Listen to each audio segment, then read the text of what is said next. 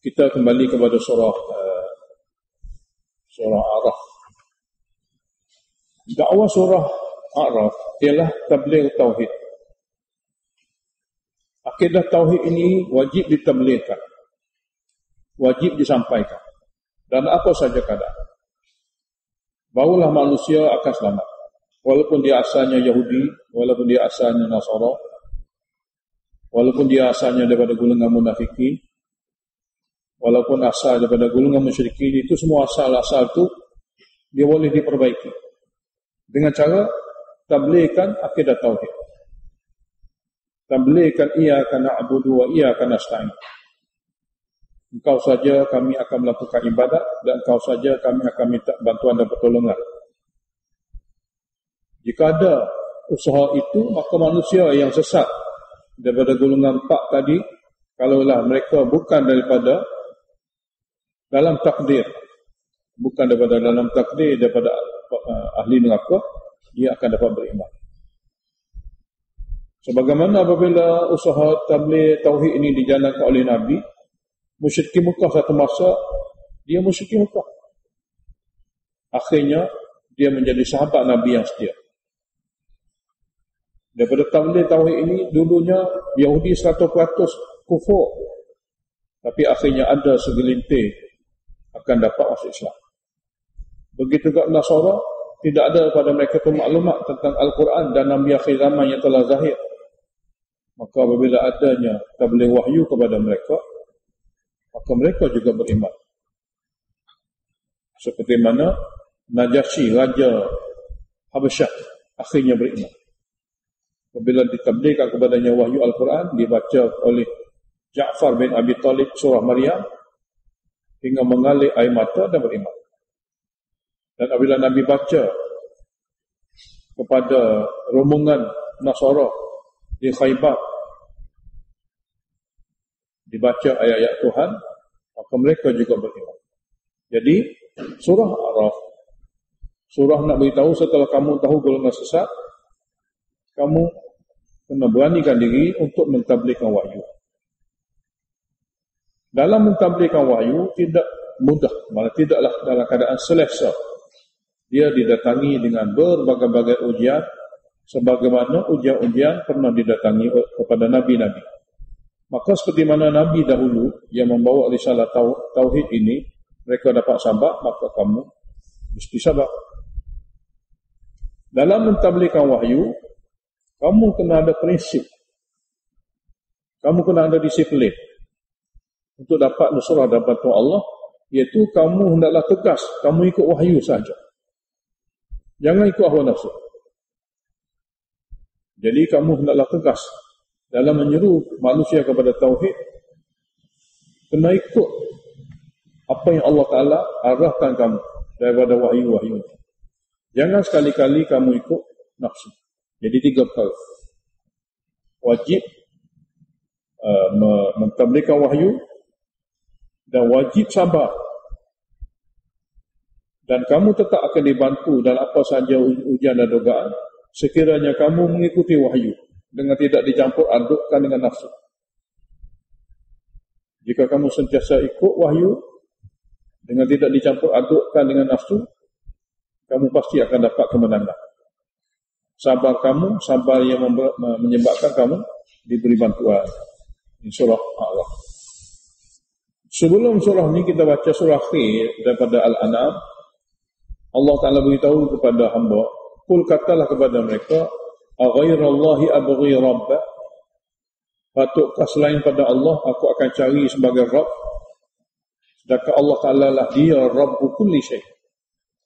Dia Rabbu kulli syai'. Ini akhir ayat surah An-Nahl. Akhir ayat surah An-Nahl.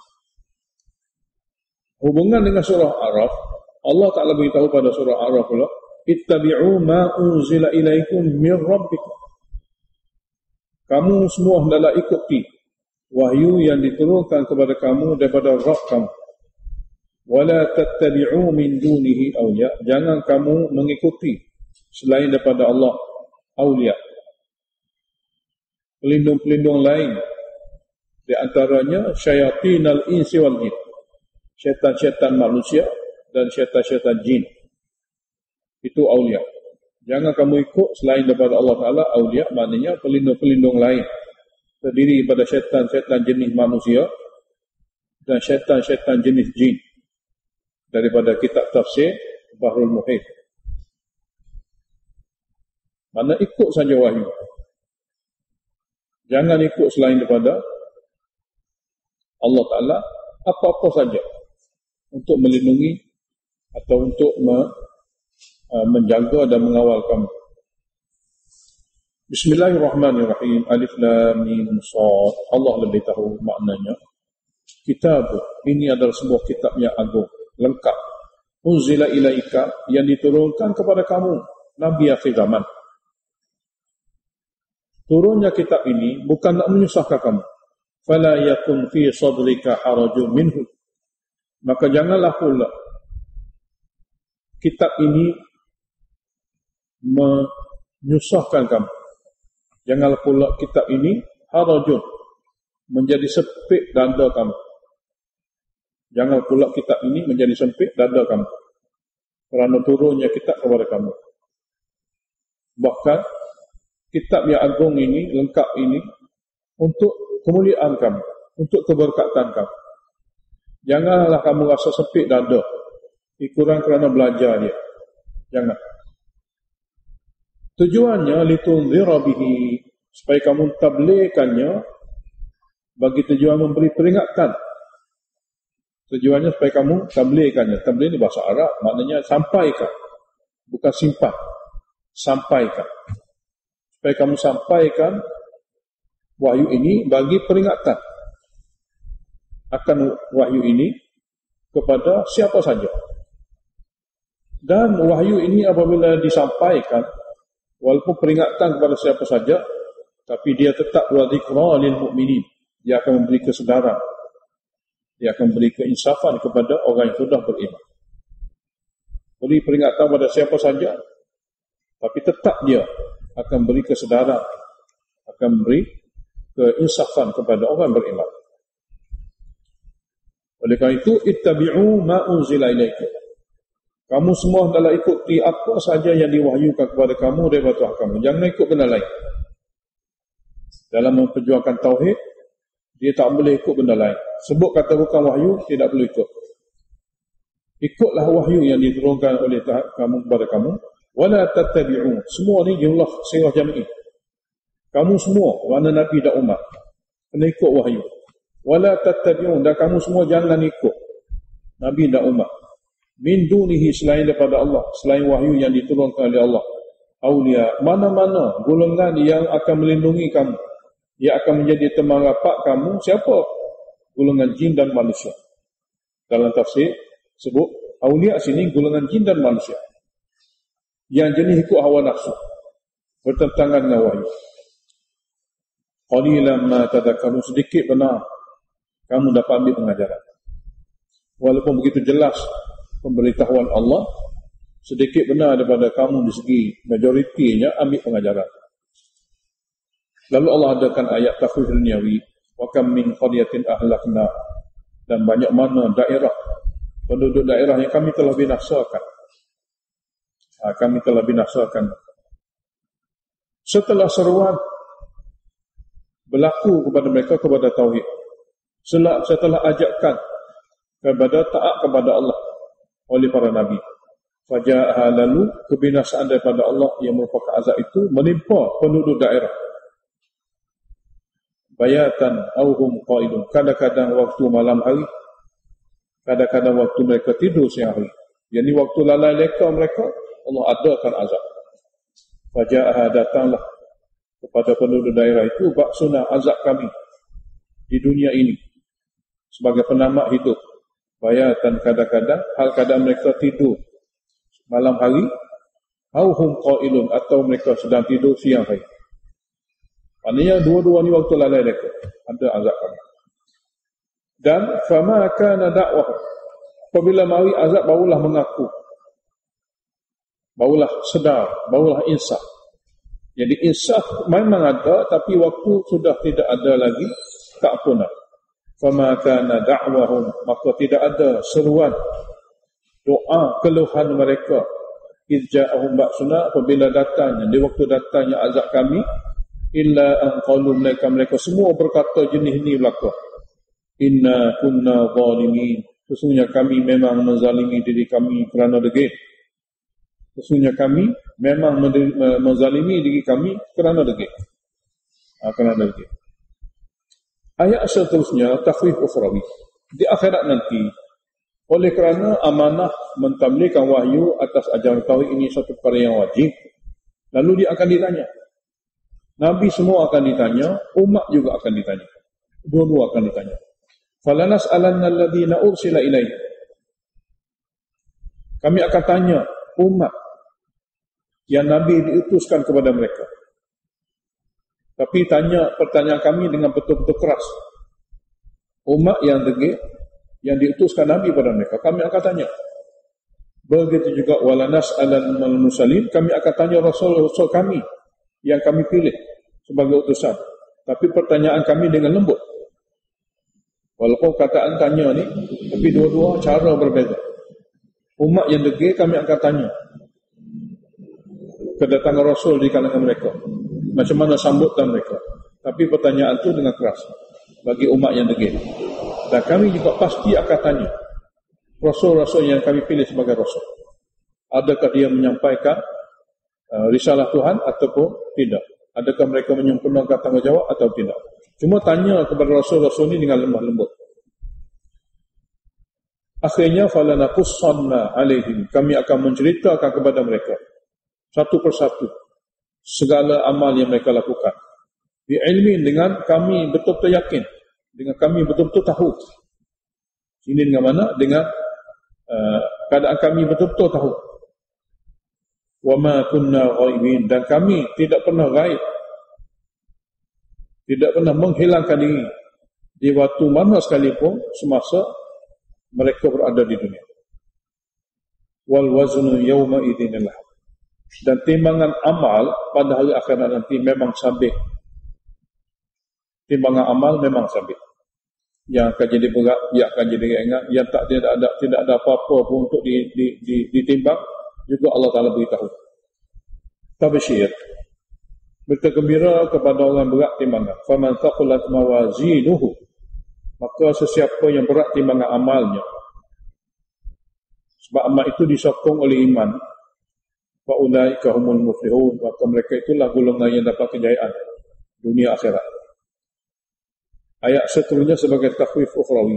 Wa man khaffat mawazinuhu, dan siapa yang ringan timbangan amalnya, dengan sebab amalnya tidak ada apa-apa kerana kufur atau kerana syirik, fa ulaika alladhina khasiru anfusahum, maka mereka itulah orang yang telah merugikan diri mereka sendiri kerana habiskan masa hidup mereka dalam ujian itu menjadi manusia yang gagal atau kandas.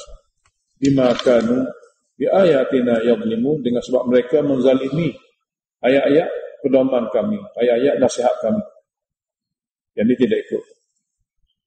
Walaqad makkannakum fil ard, dan kami sesungguhnya telah memberi kemudahan kepada kamu semasa di dunia. Dalam ayat tamkin ini ulama telah terjemahkan tamkin apa makna. Jadi kami takdirkan kepada kamu dulu sumber rezeki kamu, daripada mana kamu nak makan, daripada sumber mana kamu nak minum, di mana kamu akan buat tempat tinggal, bagaimana kemudahan-kemudahan yang kamu ambil untuk hidup di dunia. Jadi kami bagi kepada kamu tamkin. Tamkin ini maknanya kami bagi takdir. Kami tetapkan kepada kamu sesuatu untuk kemudahan kamu di dunia dulu, semasa kamu duduk di dunia. Wa ja'alna lakum fiha ma'aishah, dan kamilah yang telah menjadikan untuk kamu di dunia itu sumber rezeki, sumber kehidupan kamu. Dan kamu semua dapat mengikut nasib masing-masing, mengikut takdir masing-masing. Cuma guna semua dunia, tapi qalilan ma tashkurun, sedikit di kalangan kamu yang boleh bersyukur. Ambil rezeki Allah tapi kufur kepada Allah, ambil rezeki Allah tapi derhaka kepada Allah. Walaqad khalaqnakum, dan sesungguhnya kamilah yang telah menciptakan kamu, yakni daripada tidak ada kepada ada. summa sawwarnakum, dan kamilah yang membentuk rupa paras kamu. Summa qulna lil malaikati, dan kemudian kami arahkan, kami titahkan kepada para malaikat bagi memuliakan kejadian kamu. Sini bagi memuliakan kejadian manusia. Usjudu li Adam, sujudlah kamu semua wahai malaikat, termasuk jin, kepada Adam. Fasajadu, maka semua sujud dengan sebab arahan. Illa iblis, kecuali tidak sujudnya iblis. Lam yakum minas sajidin, dia tidak daripada golongan yang sujud. Allah Ta'ala adakan cerita seperti ini nak beritahu kepada kita, musuh kita asalnya begini. Musuh kita pada masa mula-mula dijadikan datuk nenek kita Adam, dia sudah menjadi satu orang yang betul-betul degil, tidak mau ikut arahan Allah, keturunannya. Lalu Allah tanya dia, ma mana'aka, apa perkara yang menghalangkan kamu, alla tasjuda, yang kamu tak sujud, id amartuka, ketika aku arahkan kamu. Kamu tak sujud ketika aku arahkan kamu. Sini nak sampainya amru, arahan. Qala, kata iblis, ana khairun, aku lebih baik daripada dia. Makna syaitan yang menjadi musuh kamu sampai kiamat adalah jenis yang dia berfahaman dia lebih baik. Lebih baik dari segi kejadian takwini. Dari segi kejadian takwini dia kata dia lebih baik. Tapi Allah tak ambil kira takwini, sebab takwini itu kejadian. Allah nak buat benda ni daripada api, Allah nak buat benda ni daripada cahaya, Allah buat benda ni daripada tanah. Itu hak Allah Ta'ala. Dia tidak ada kelebihan jenis seperti itu. Yang kelebihan kalau ada daripada ikhtiar manusia. Taqwa, ikhtiar manusia. Bukan kejadian Allah. Yang Allah bagi kepada dia supaya berikhtiar, maka kalau dia ikhtiar baik, itulah kebaikan dia sebenar. Jadi syaitan kata, ana khairum minhu, aku lebih baik daripada dia. Dalil, dia guna dalil akal semata-mata. Dia guna dalil takwini semata-mata. Dia kata kepada Allah, khalaqtani min nar, engkau telah ciptakan aku daripada api. Api ni di segi akal jenis naik ke atas. Wa khalaqtahu min tin, dan kamu telah ciptakannya daripada tanah. Dan jenis tanah ni jenis jatuh ke bawah. Menurut akal semata-mata. Lalu Allah berfirman, qala fahbit minha, maka turunlah kamu daripada langit, kerana langit tidak sesuai untuk orang sombong. Langit sesuai untuk hamba yang rendah diri, yang patuh. Keluar dan turunlah kamu daripada langit. Fama yakunu laka an tatakabbara fiha, tidak layak bagi kamu untuk sombong di langit. Langit ini alam untuk bukan orang sombong. Fakhruj, keluarlah kamu daripada langit, innaka minas saghirin, sesungguhnya kamu daripada golongan yang hina dina kerana kesombongan kamu itu. Rendah diri mulia, sombong hina dina. Sesungguhnya kamu daripada golongan yang hina dina. Apabila dia telah ditetapkan oleh Allah Ta'ala makhluk yang hina dina, qala, syaitan berkata, anzirni, tangguhkanlah kematianku, ila yaumi wa'atun, hingga kepada hari mereka dibangkitkan setelah tiup pasangkala kedua, nak bagi hidup panjang umur. Qala, Allah berfirman, innaka minal munzarin, sesungguhnya kamu diberi tempoh untuk lambat mati, tapi tidak seperti mana kamu minta. Tapi tidak seperti mana kamu minta, iaitu kamu dilewatkan kematian sehingga tiup pasangkala pertama sahaja, bukan sehingga sekala kedua. Qala, lalu syaitan kata, fabima aghwaytani, dengan sebab engkau telah sesatkan aku secara takwini, la aqudan lahum. Jadi berdendamnya jin ini, syaitan ini kepada manusia, la aqudan lahum, aku akan duduk menghalang mereka. Jadi pemberitahuan syaitan kepada Allah Ta'ala, lalu Allah Ta'ala iklamkan perkara itu kepada kita. Jadi golongan ini telah bersumpah untuk menghalang jenis manusia, siratal mustaqim, daripada boleh ikut jalan engkau yang lurus. Aku akan menghalang mereka ini jalan yang lurus, jalan kamu yang lurus. Caranya, summa la'atiyannahum, kemudian aku akan datangi mereka dengan kebolehan yang engkau bagi kepada aku. Syaitan ni tak nampak, seperti mana Allah akan beritahu kepada kita dalam surah ni. Dia akan mendatangi manusia min baini aydihim wa min khalfihim wa an aymanihim wa an syama'ilihim. Min baini aydihim, tentang perkara-perkara akhirat mereka, tentang perkara-perkara dunia mereka. Mana depan, belakang ni semua keadaan. Wa an aymanihim, tentang perkara-perkara kebajikan yang mereka nak buat, kami akan batalkan. Wa an syama'ilihim, tentang perkara-perkara mungkar yang disyariatkan sebagai mungkar, aku akan cuba usaha supaya mereka dapat buat. Syima dengan mana amalan-amalan mungkar yang disyariatkan oleh Allah bahawasanya dia mungkar, supaya manusia buatnya. Dan aiman sini maknanya perkara-perkara yang disyariatkan baik, taat, supaya manusia tinggalkannya, abaikannya. Ini sebahagian daripada pandangan ulama tafsir. Mana syaitan akan mari pada semua keadaan. Keadaan yang akan boleh pahala, dia akan beritahu jangan buat, atau buat benda yang tidak akan jadi makbul. Perkara yang menyebabkan dosa terang-terangan, dia akan pastikan boleh buat, tidak ada segan-segan, malu sebagainya. Wala tajidu aktsarahum syakirin, syaitan kata kepada Tuhan, dan kamu tidak akan dapati kebanyakan manusia boleh bersyukur dengan cara melakukan segala-gala titah-titah engkau dalam mentauhidkan engkau. Syakirin dalam tafsir Khazin, mentauhidkan engkau. Syakirin dengan makna muwahhidin, itu pun tafsir daripada Ibn Abbas. Kamu tidak akan dapati kebanyakan mereka mentauhidkan engkau, kerana tauhid adalah punca segala syukur.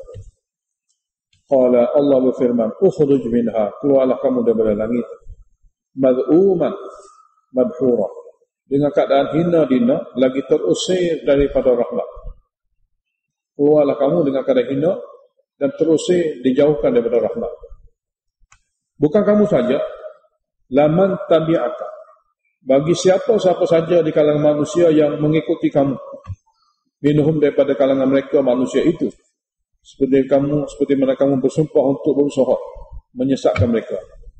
Siapa saja yang ikut kamu, tidak ikut aku, la amla'anna jahannam, aku akan penuhkan neraka jahannam. Minkum, daripada kamu pun ada juga masuk, ajma'in, semua sekali. Aku akan penuhkan neraka jahannam daripada kalangan kamu dengan mereka semua sekali. Ini pemberitahuan Allah sebagai muqaddimah. Jadi rata-rata manusia di luar sana yang jadi golongan 4 tu berpecah pada ni. Yahudi, Nasara yang beragama, musyrikin, munafikin yang mendakwa agama, rusaknya mereka daripada golongan 4 ini, daripada ini punca dia. Jadi Allah Ta'ala beritahu kepada kita semua, wa ya Adam, wahai Adam. Macam mana dia diperdayakan dulu, Allah beritahu cerita asal, supaya cara itu apabila berlaku pada kita pada masa dunia hari ini, untuk anak cucu dia dapat dijadikan sebagai pedoman. Wa ya Adam, wahai Adam, uskun anta wa zawjukal jannah. Duduklah kamu dan duduklah isteri kamu dalam syurga. Asalnya uskun anta wa taskun zawjuk. Duduklah kamu dan duduklah juga isteri kamu, pasangan kamu, al-jannata, di syurga. Syurga ini syurga tarbiyah. Fakula min haitsu ma syi'tuma.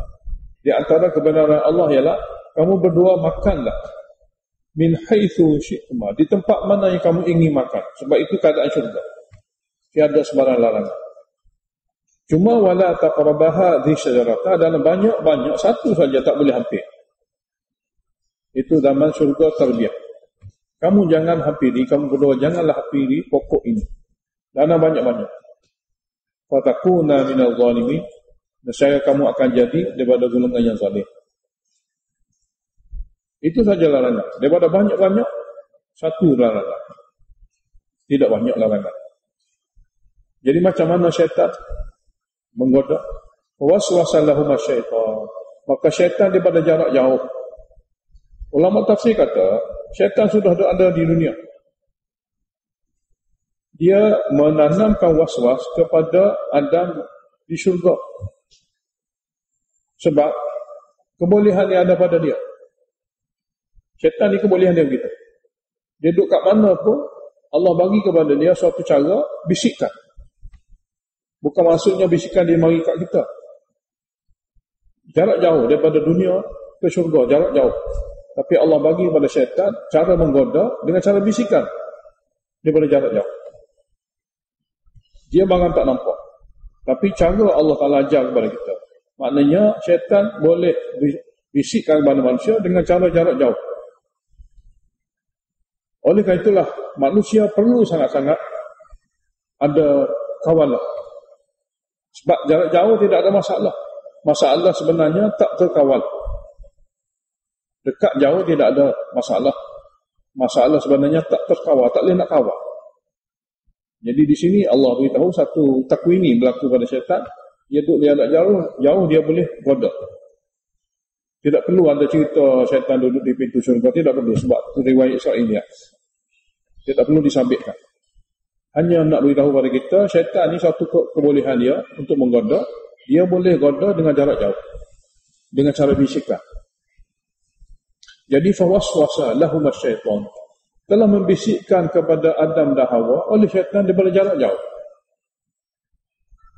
yang akibatnya hasil pada bisikannya liyubdiya lahuma ma wuriya anhuma, untuk tujuannya memperlihatkan, mempernampakkan kepada mereka berdua ma wuriya anhuma, apa yang selama ini tertutup kepada mereka berdua, yakni min sawatihima, daripada aurat mereka berdua. Jadi syaitan membisikkan kepada Adam dan Hawa, akibatnya syaitan boleh buka yang ditutup oleh Adam dan Hawa. Itu kesan dia. Maknanya penderakaan. Maknanya penderakaan. Yang akibat daripada bisikan tadi, terbukanya tutupan yang menutupi aurat mereka berdua, oleh kerana balasan kepada penderakaan. Cuma penderakaan ini adalah penderakaan alam tarbiyah. Dia bukan ujian sebenar. Allah lah maha tahu, Allah maha bijaksana. Alam tarbiyah. Sebab alam yang sebenar sebagai ujian hanya di dunia, tidak di syurga. Ujian sebenar tidak di syurga, dia di ujian sebenar di dunia. Jadi sebagai suatu tarbiyah, macam mana syaitan menggoda manusia, Allah jadikan begitu. Daripada jarak jauh, dia bisik dalam hati, terpengaruh dengan bisikan, lalu tergoda. Akibat daripada tergoda, dia dihukum dengan dibuka penutup pakaian mereka berdua. Lafaz waswas. Macam mana waswas berlaku? Dia berbentuk bisikan dalam mat. Tak ada suara-suara bunyi. Tak ada. Waswas ni maknanya suara tak berbunyi. Dalam mat. Wa qala ma nahakuma rabbukuma.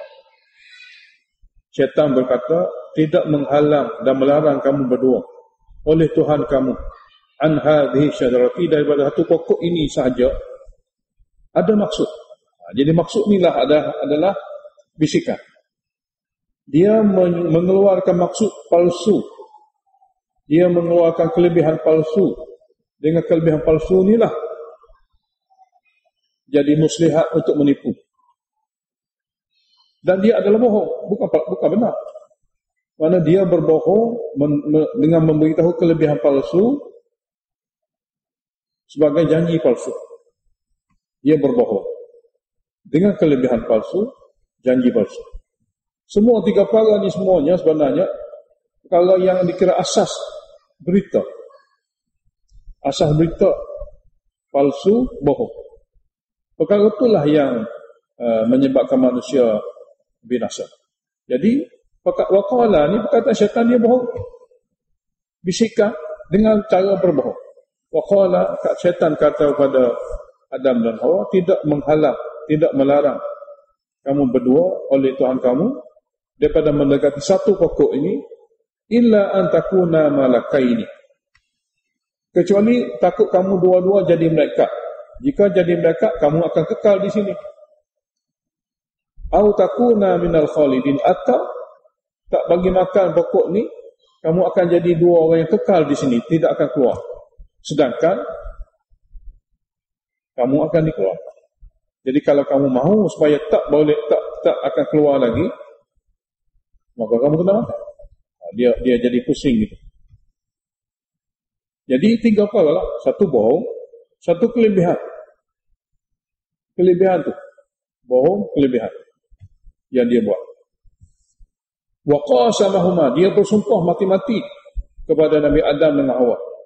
Inni lakuma laminan nasihin, sesungguhnya aku terhadap kamu semua khasnya memberi nasihat. Sesungguhnya aku terhadap kamu berdua khasnya daripada golongan yang memberi nasihat sungguh-sungguh.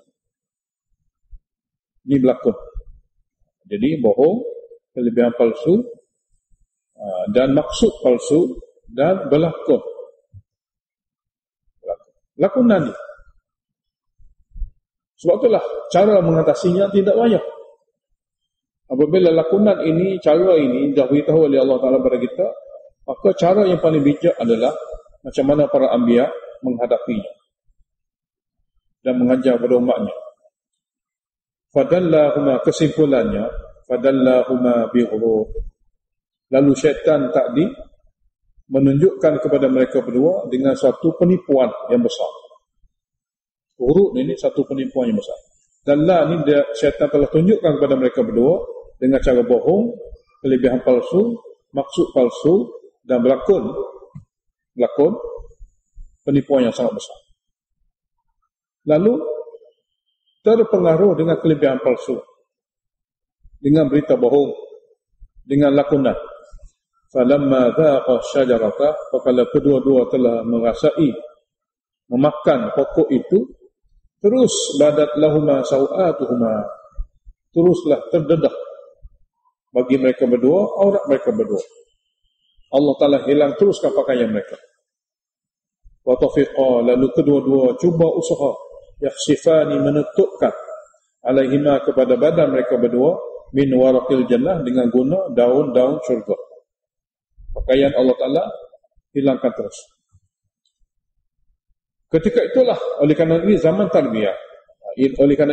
tarbiyah, sebagai peringatan, sini tambih peringatan, wa nadahuma rabbuhuma, dan telah menyeru kepada mereka berdua oleh Tuhan.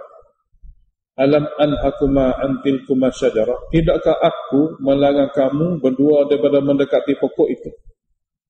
Aku ada perkataan la, nahi.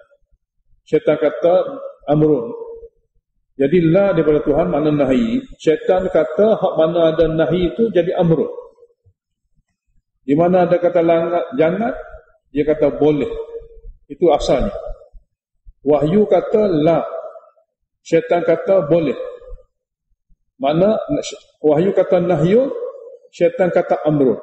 Itu kaedah dia. Di mana larangan, syaitan kata boleh. Suruhan. Di mana suruhan, syaitan akan buat sebagai larangan.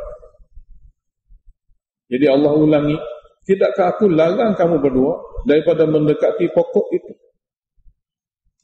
Wa aqul lakum, tidakkah aku telah beritahu nasihat kepada kamu berdua, inna syaitan, sesungguhnya jenis syaitan ini, lakuma, bagi kamu khasnya, aduwwum mubin, musuh yang sangat jelas nyata.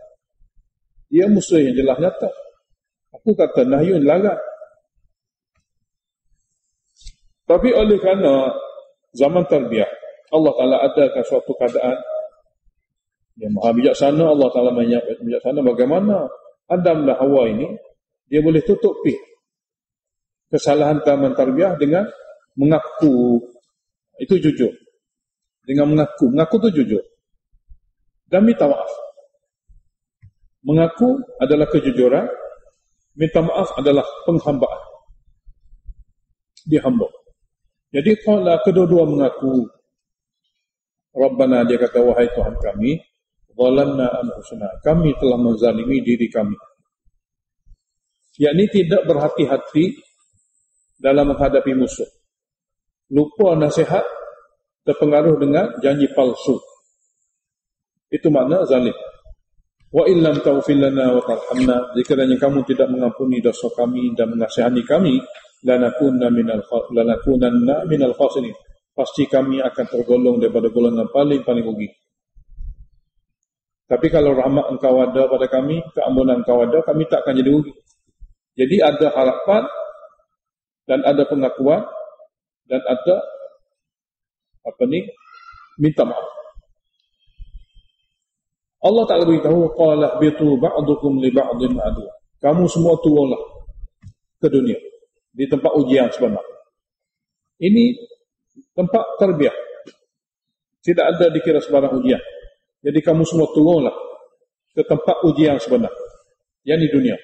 Ba'dukum li ba'din adu. Setengah kamu tetap akan menjadi musuh pada setengah yang lain.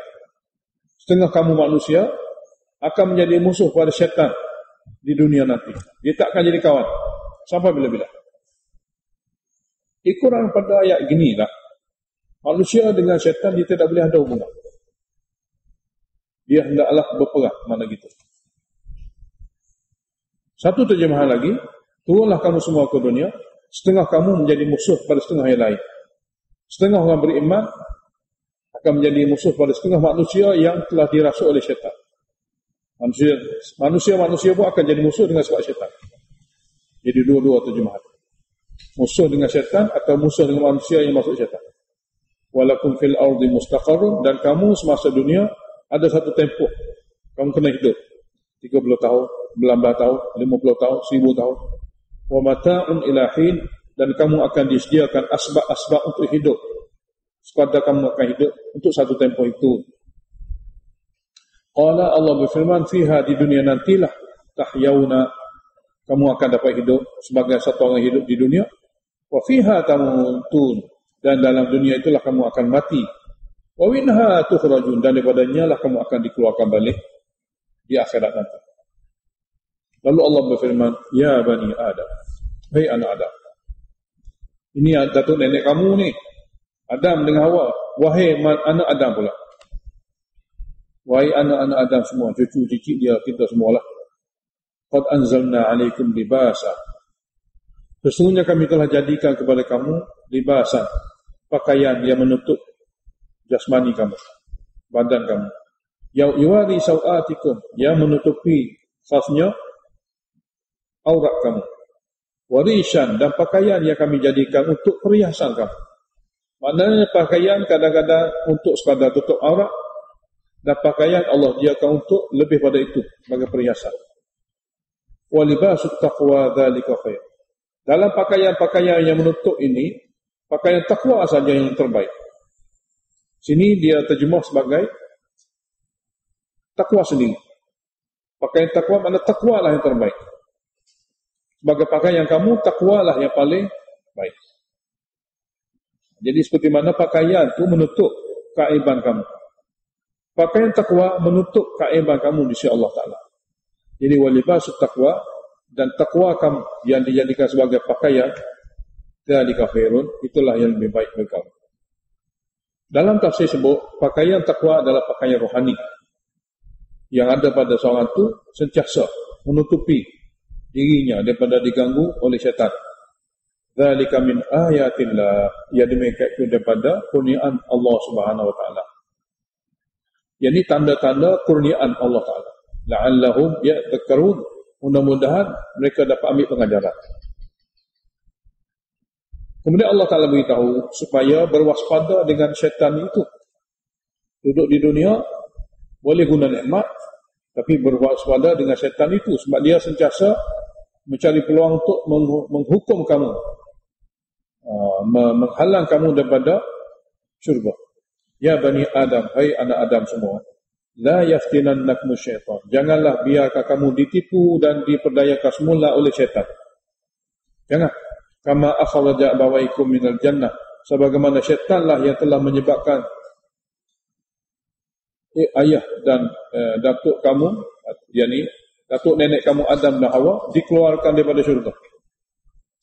Yanzi'u anhuma libasahuma, syaitanlah yang menyebabkan pakaian mereka berdua ditanggalkan. Liyuriyahuma sawatihima, yang menyebabkan aurat mereka berdua terbuka. Innahu yarakum, masalahnya ialah Sesungguhnya syaitan ni nampak kamu.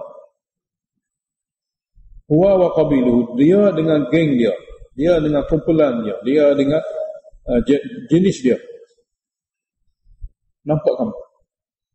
Min haitsu la tarawnahum, yang mana kamu tak nampak mereka. Yang ini keadaan sebenarnya mereka nampak kamu, yang mana kamu tak nampak mereka. Di sini tak ternafi, tidak menolak manusia nampak syaitan. Kadang-kadang tak ternafi, tak kadang-kadang. Kenapa? Kerana syaitan mari goda sahabat Nabi Abu Hurairah. Syaitan mari jumpa dengan Nabi, Nabi tangkap dia masa sembahyang. Itu sambit daripada hadis yang sahih. Kadang-kadang. Jadi dua cerita tu sudah cukup kepada kita. Syaitan Nabi nampak, syaitan Abu Hurairah nampak daripada hadis sahih. Jadi tidak ternafi, sebab ia berbentuk kadang-kadang. Jadi asalnya dia tak ni jenis makhluk dan geng-geng dia nampak kamu dan kamu tak nampak dia. Jadi musuh berperang dengan antara musuh nampak dengan kita tak nampak dia. Musuh nampak kita tak nampak dia. Kemudian Allah kata, inna ja'alna syayatina awliya'a lilladzina la yu'minun.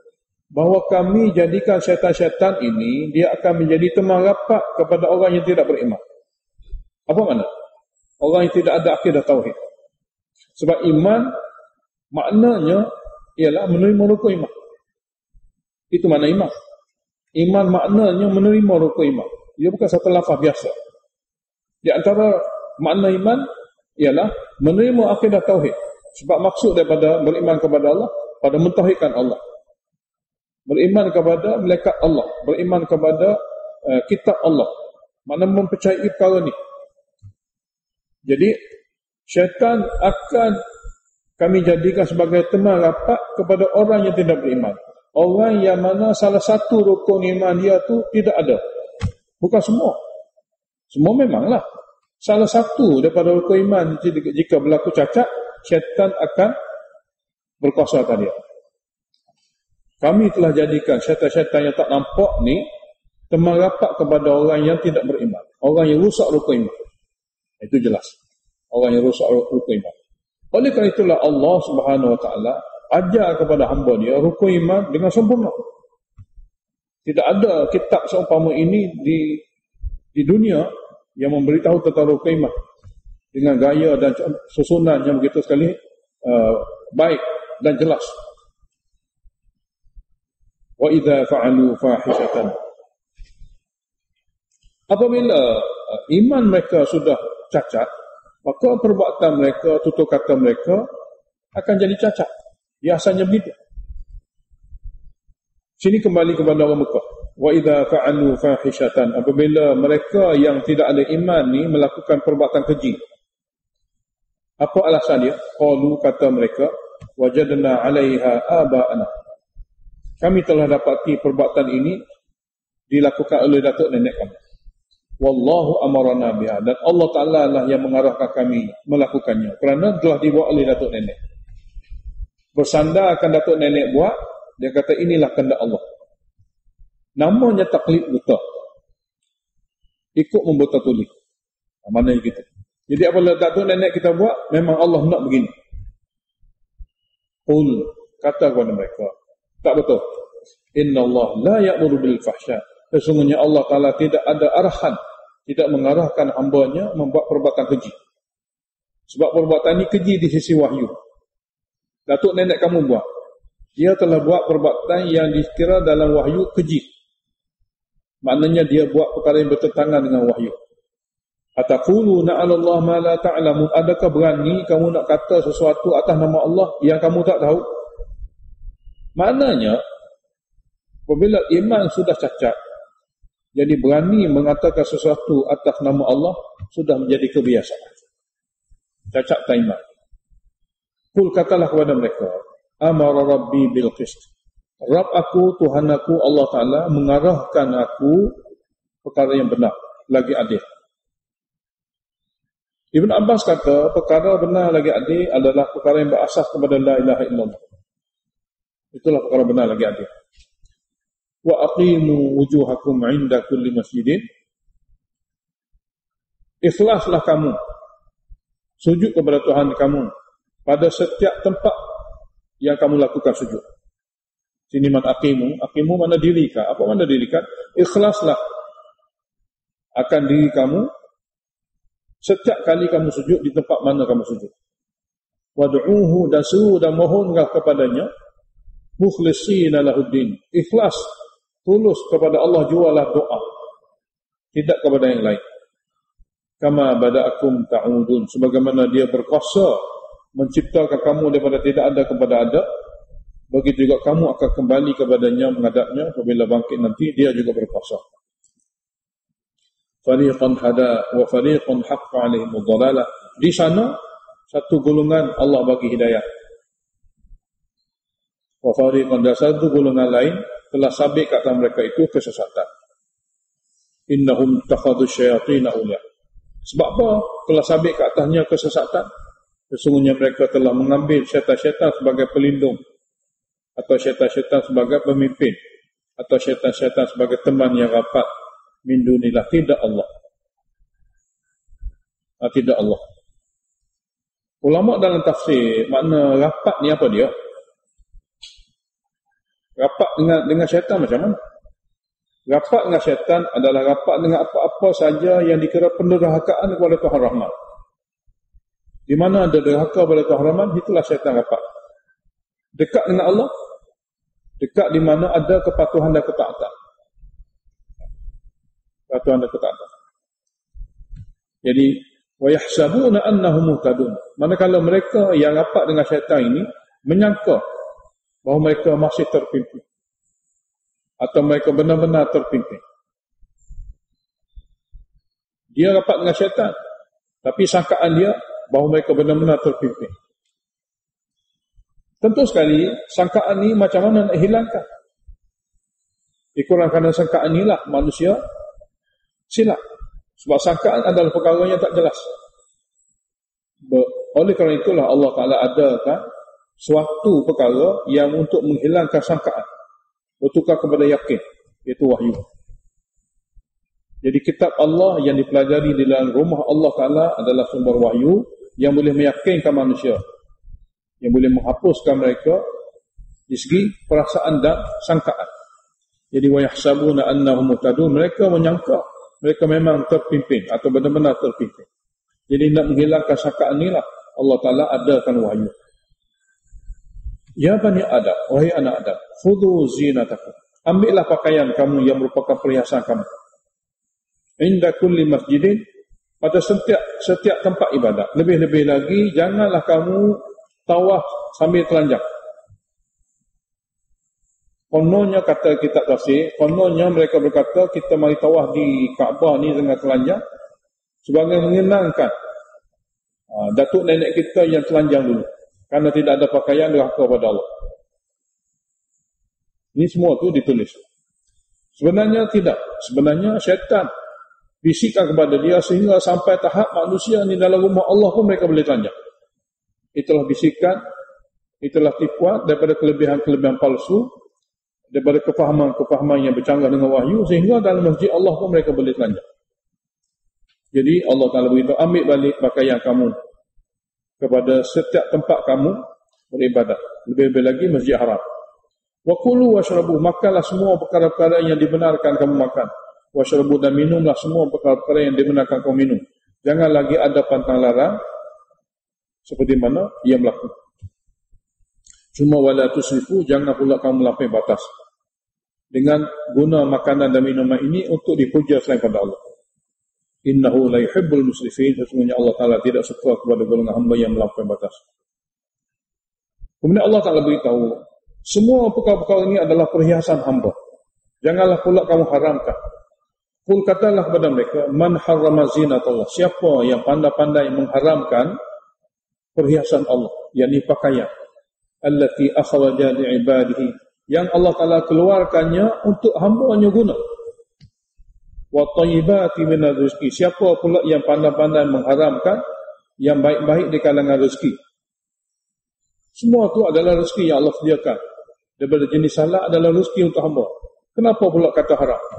Seperti mana kita telah baca perkara ini dalam kitab, dalam surah Al-An'am.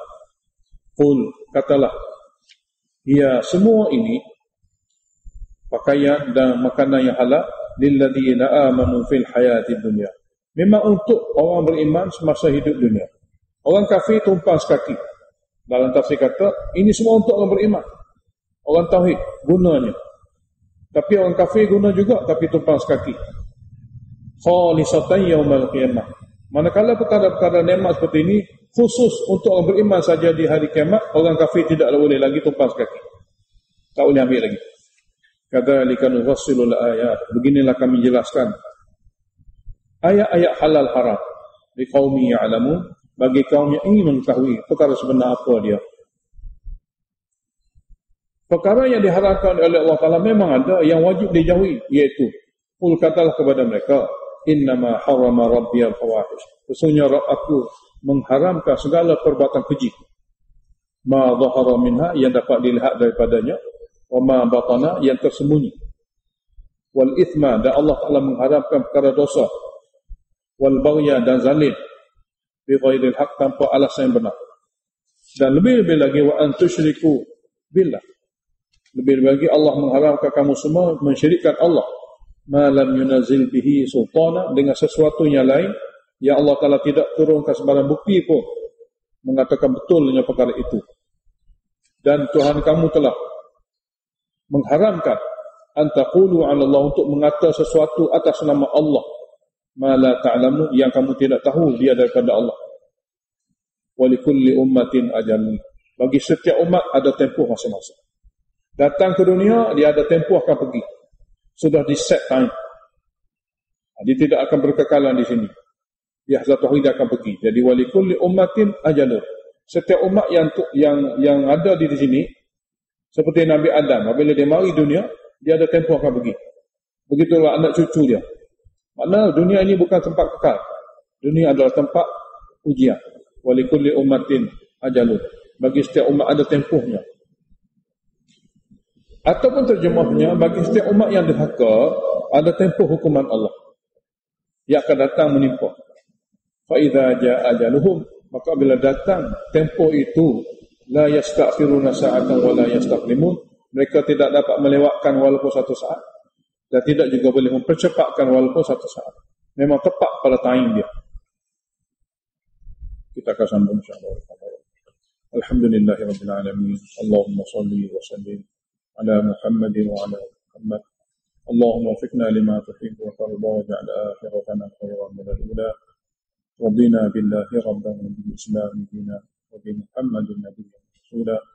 اللهم انفعنا بما علمتنا وعلمنا ما ينفعنا وزدنا علما. الحمد لله على كل حال ونعوذ بالله من حال أهل النار. اللهم اشرح صدورنا للإسلام. اللهم حبب إلينا الإيمان وزينه في قلوبنا وكره إلينا الكفر والفسوق والعصيان. اللهم اجعلنا من الراشدين